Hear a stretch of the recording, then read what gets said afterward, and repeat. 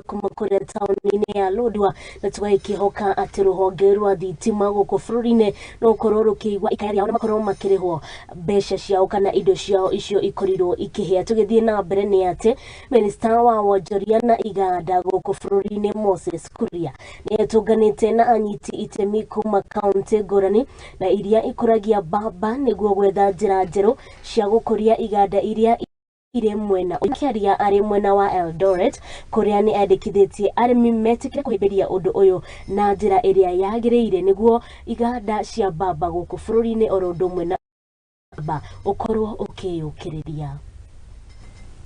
That's why I think it is important that we do the agronomy and see what this means to everyone, volunteers, na watu wa agriculture. What does it mean to the mkulima? County governments, once you set up the value chain and you have Liberty here to assist us, what does it mean to that industry? What does it mean to the person working there? So we need to unbundle this story. And finally, what does it mean to the country?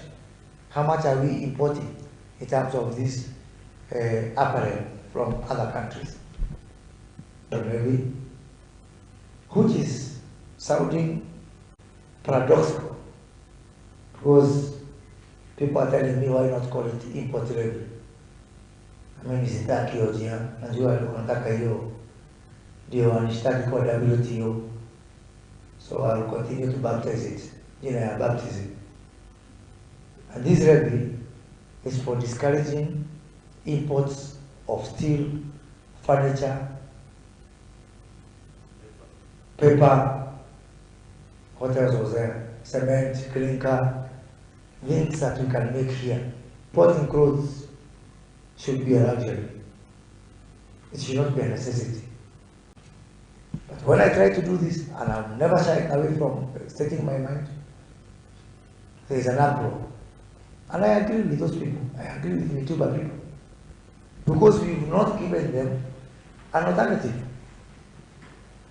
And what they keep telling me, I meet them a lot. They mean to give us affordable, locally made apparel, even as we are Kenyans, and even as we have children who want jobs, we will be the first one to support local manufacturing and local production. That's the message I get from the two people. Hii devolution venye imekuja Eldoret tumefurahia because we are going to speak up our minds. We are going to see a lot of investors coming.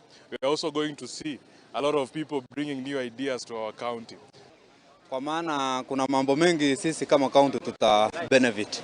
Na ukiona kuanzia 2013 mpaka saa hii maneno ya devolution imetusaidia mpaka ground nimepata vitu mingi ambayo haikuwa. So tunakaribisha wageni wakuja wa feel free katika kaunti yetu ya Uasin Gishu. Tueshokeria ngatho Minista wa Iganda